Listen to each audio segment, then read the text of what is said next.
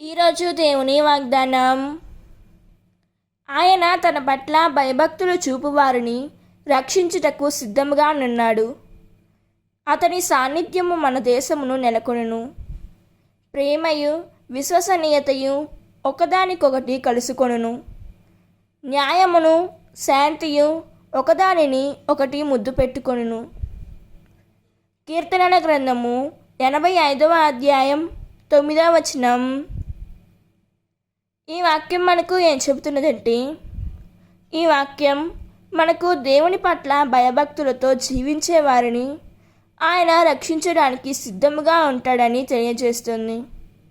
దేవుని సాన్నిధ్యం మనలో ఉంటే ప్రేమ, విశ్వసనీయత, న్యాయం, శాంతి మన జీవితాల్లో కనిపిస్తాయి. కాబట్టి దేవుని సాన్నిధ్యాన్ని కోరుకుంటూ ఆయన మార్గంలో నడవాలి. దేవుడు ఈ వాక్యం వింటున్న ప్రతి ఒక్కరిని దీవించునుగాక. ప్రార్థన. ప్రభువా, నీ పట్ల భయభక్తులతో జీవించే హృదయాన్ని నాకు అనుగ్రహించుము.